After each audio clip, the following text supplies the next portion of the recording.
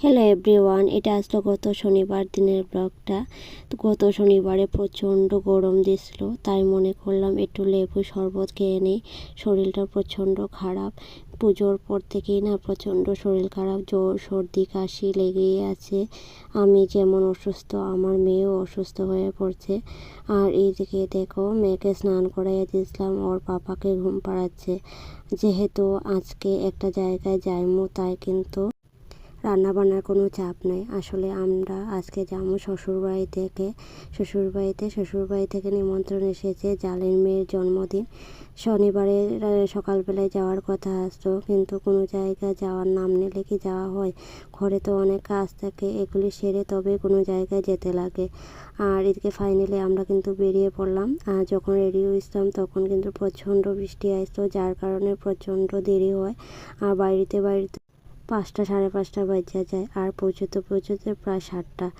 আর এদিকে দেখো ফাইনালি আমরা চলে আসলাম 82 মাইল বাজারে। ওইখান থেকে জালের মেয়ের জন্য কিছু কেনাকাটা করবো। মনে হচ্ছিল যে কৈলাসহর থেকে কিনবো, কিন্তু বৃষ্টির কারণে আর বাইক থেকে নামাও হয়নি, তার জন্য কেনাও হয়নি। এদিকে কিছু কেনাকাটা করে তারপর যাব বাড়িতে গিয়ে দেখি আমার রুমের প্রচণ্ড খারাপ অবস্থা। আমি তো যখনই শ্বশুর বাড়িতে যাই প্রথমে আগে ড্রেস খুলি, আমার রুম ক্লিন করি, তারপরে গিয়ে বাকি কাজ সারি। এদিকে গিয়ে দেখি তাদের রান্না প্রায় কমপ্লিট হয়, শুধু মাংসটা বাকি রয়েছিল। তো বার্থডের মেনুতে আসলো ডাল, ভাজা, শীতলের চাটনি আর মাংস।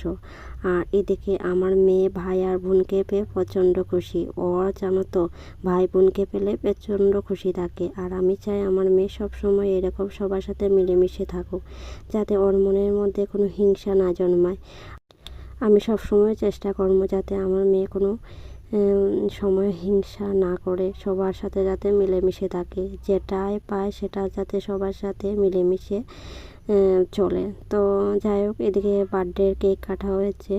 আর বার্থডে কেক থেকে সবথেকে বেশি আমার মেয়ে খুশি, কেননা ও তো বার্থডে বলতেই জানে হাততালি দিতে লাগবে, কেক কাটবে, এমনই।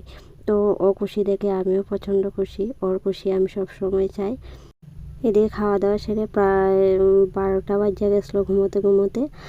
ফাইনালি পরের দিন আমরা যাওয়ার টাইম চলে এলো। 2-2:30টার সময় আমরা বেরিয়ে পড়ছিলাম আমার নিজের বাড়ির উদ্দেশ্যে। আর এদিকে দেখো ওরা খুব খুশি, ওরা বলেছিল থাকার জন্য, কিন্তু থাকলে হবে না, আমার বাড়িতে কয়েকজন অতিথি আসছে, তাই যেতে লাগবে।